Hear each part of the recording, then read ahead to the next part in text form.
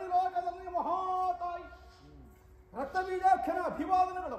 ಎದ್ದೇಳು ಅಮ್ಮ, ದೈತ್ಯಕುಲೇಶನಾದಂತಹ ಶುಂಭದೊರೆಯ ಅಪೇಕ್ಷೆ ಈಗಾಗಲೇ ನಿನಗೆ ಮನವರಿಕೆಯಾಗಿರಬೇಕು. ಏನು ಅಂಕನಿ ಭವದನೆಯಾದ ನಿನ್ನನ್ನು ಹೊಂದಲೇಬೇಕು ಅನ್ನುವಂತಹ ಹಠದಿಂದ ಈ ತನಕ ಸಾಗಿದಂತಹ ಪಥವನ್ನು ನೀನು ಬಲ್ಲೆ. ಸುಗ್ರೀವನ ಸಂಧಾನ ಸಾಕಾಗಲಿಲ್ಲ, ಧೂಮ್ರಾಕ್ಷ ಚಂಡಮುಂಡರ ಸತ್ವಕ್ಕೆ ಮೌಲ್ಯ ಹುಟ್ಟಲಿಲ್ಲ. ಇದ ರಕ್ತಬೀಜ ನಾಮಕ ನಾನೇ ಬಂದಿದ್ದೇನೆ. ಅದರ ಅರ್ಥ ನಿನ್ನೊಂದಿಗೆ ಹೋರಾಟವನ್ನೇ ನಿರೀಕ್ಷಿಸಿ ಬಂದಿದ್ದೇನೆ ಅಂತ ಅರ್ಥ. ಇಷ್ಟು ದೂರಕ್ಕೆ ಬರುವಾಗ ನಾವು ಬರುವ ಸಿದ್ಧತೆ ಮಾತ್ರ ಹಾಗೆ, ಆ ಸಂದರ್ಭಕ್ಕೆ ಬೇಕಾದ್ರೆ ವಿನಿಯೋಗಕ್ಕಿರಲಿ ಅಂತ ಕೋಟಿ ಕೋಟಿ ಸಂಖ್ಯೆಯಲ್ಲಿ ತೆಕ್ಕೊಂಡು ಬಂದ.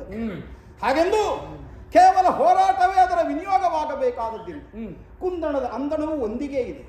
ನೀನು ಬಂದೇರಿದರೆ ಸರಿ, ನಾನೇ ಹೆದರಬೇಕು.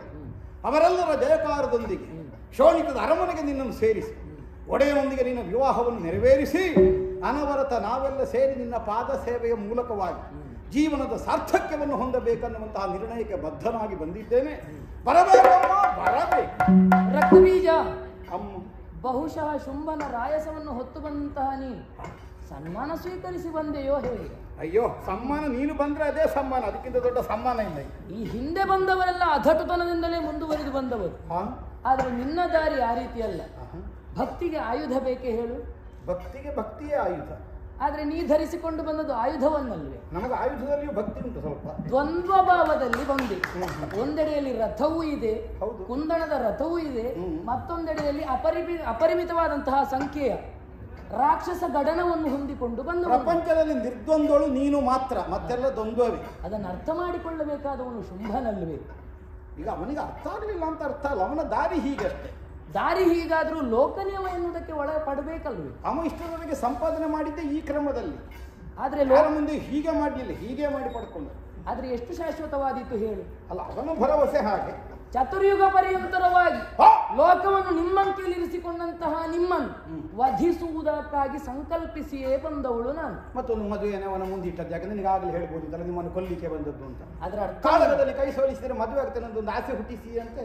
ಕಾರಣವಾದ್ರೂ ಉಂಟು. ಯಾಕೆ? ತಿದ್ದಿಕೊಳ್ಳುವುದಾದರೆ ತಿದ್ದಿಕೊಳ್ಳಲಿ ಎನ್ನುವ ಹಾಗೆ. ಇಷ್ಟಾದ ಮೇಲೆ ಇಷ್ಟಾದ ಮೇಲೆ ಇಲ್ಲಿ ತನಕ ಬಂದು ತಲುಪಿದ ಮೇಲೆ ಇನ್ನಾಗುವುದಿಲ್ಲ.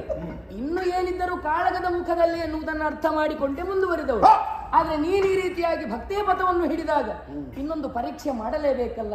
ಪರೀಕ್ಷೆ ನಿನ್ನ ಕಲಿತನದ ಕುರಿತಾಗಿ ಪರೀಕ್ಷೆ ಮಾಡಬೇಕಲ್ಲ. ಯಥಾರ್ಥವಾಗಿ ಅರ್ಥ ಮಾಡಿಕೊಳ್ತಿದ್ರೆ ಶುಂಭನೇ ಬರಬೇಕಾಗಿತ್ತು. ಹೆದರಿಕೆಯಲ್ಲಿ ನಾವೆಲ್ಲ ಇರುವಾಗ ಅವನನ್ನಷ್ಟು ಬೇಗ ಹೊರಡ್ಲಿಕ್ಕೆ ಬಿಡುವುದಿಲ್ಲ. ಆದ್ರೆ ಅಂಜು ಮುರುಕನಂತೆ ಅಲ್ಲಿ ಕುಳಿತನಲ್ಲ. ಅವ ಹೊರಟವನನ್ನು ತಡೆದು ನಿಲ್ಲಿಸಿ ಬಂದಿದ್ದು. ಮಾವ, ನೀವು ಇತ್ಲಾಗಿರಿ, ನಾನು ಅತ್ಲಾಗಿ ಹೋಗ್ತೇನೆ. ಹಾಗಾದ್ರೆ ರಣಹೇಡಿಯಾದಂತಹ ನೀನು ಯುದ್ಧವನ್ನು ಮಾಡಬೇಕಾಗಿತ್ತು. ನೀನು ಈ ರೀತಿಯಾಗಿ ಪ್ರದರ್ಶಿಸಿದೆ ಎಂದಾದ್ರೆ ನೀನೋರ್ವ ನಪುಂಸಕನಂತೆ ನರಹೇಡಿ